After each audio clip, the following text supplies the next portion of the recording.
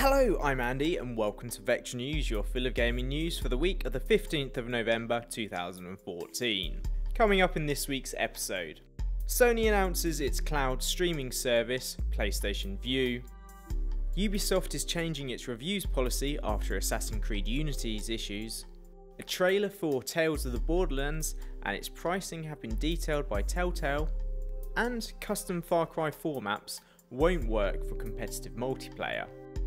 Sony has announced a new TV streaming service called PlayStation Vue, which will let people watch live TV and on-demand content without the need for cable or satellite services.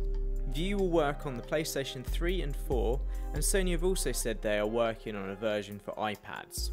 At the time of recording, I couldn't find any details about Vue coming to the newly released PlayStation TV, however we assume that it will come out on it in a later date. The service will combine live, on-demand and catch-up TV services. It will include the last 3 days worth of popular programming, which will be available without the need to schedule any recordings, and will offer a personalised channel playing shows based on the user's past activities. At present, CBS, Discovery, Fox, NBC Universal, Viacom and Scripps have partnered with Sony with a view for more to join at a later date.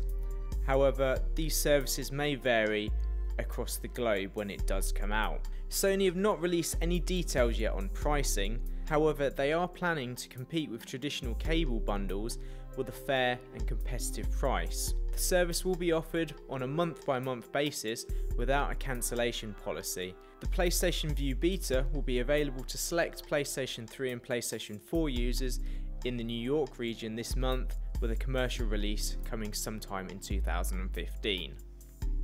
Ubisoft stock fell by around 10% to $3.42 this week when the market opened on Wednesday morning, a day after Assassin's Creed Unity was released. Yahoo Finance attributed this decline in stock due to the game receiving middling reviews.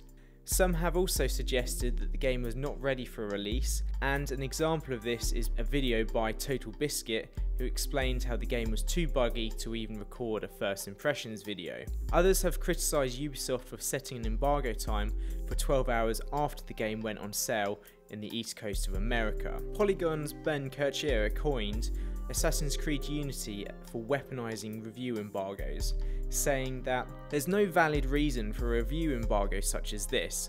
It's blatantly anti-consumer and likely designed to get the first rush of hardcore fans into the stores to buy their copies of the game before reviews hit. Giant Bomb's Patrick Kelpig also threw his hat into the arena on Twitter, saying that the post-release embargo was shameful.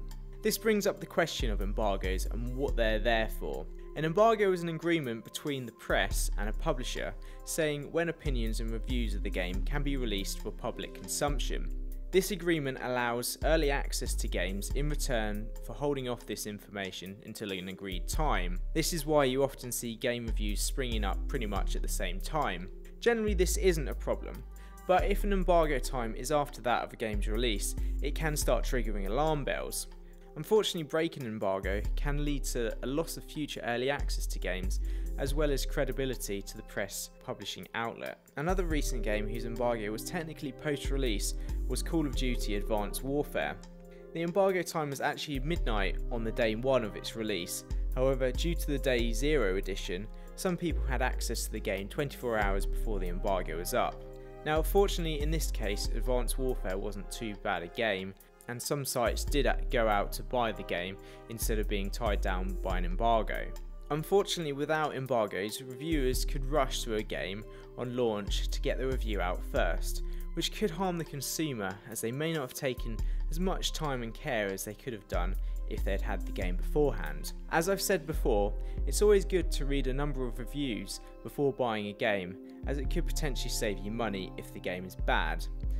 And it's almost always good to wait to read them. Amidst all of the criticism of Unity, Ubisoft told the BBC that it was working to change the way it works with game reviewers and gamers.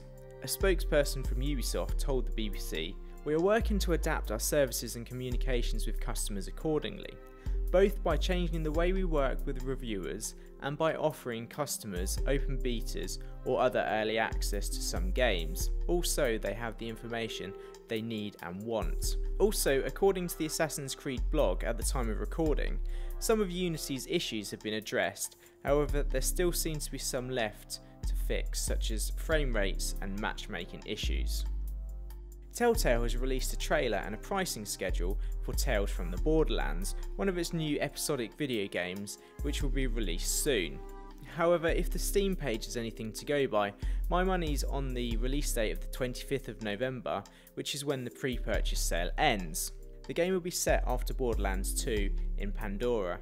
However, at the moment it's not known just how long after Borderlands 2 it will be. It seems the player will get to play as two different protagonists, Fiona, a con artist, and Reese, who has dreams of becoming the next Handsome Jack. I couldn't seem to find any information as to whether you can switch between the two throughout the game, or if you're stuck with one of the protagonists once you choose them. As with the other Telltale games, it seems the choices will affect how the story plays out, although I'm still struggling to see how the Borderlands universe will fit in with Telltale's point and click style of gaming.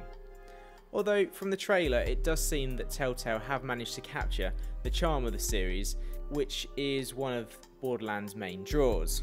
I have to say, much to Matt's disgust no doubt, but I found the other games in the series very boring, and I've only clocked up as much time as I have due to its co-op features. Hopefully Telltale will be able to put their own spin on the franchise, as I have really enjoyed the other games such as The Walking Dead and The Wolf Among Us they've put out so far.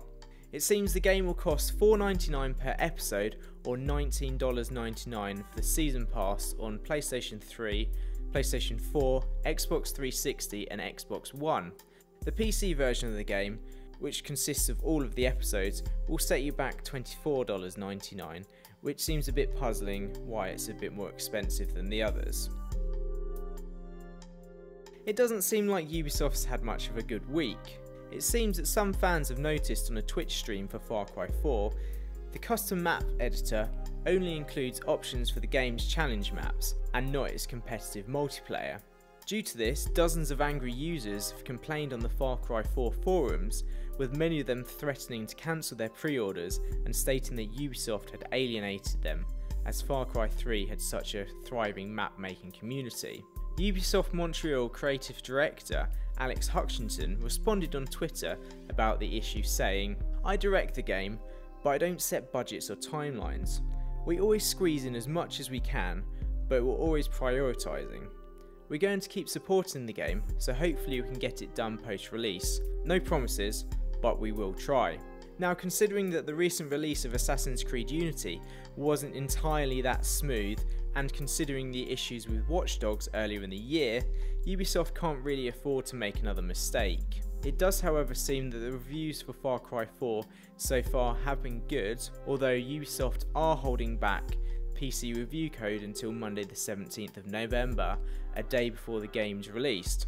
Now, this isn't because of an embargo, but due to a day one patch that won't go live until the Monday. Now, I don't want to put a negative spin on this all, but it's rumoured that Ubisoft's Kiev studio is porting the game across to PC.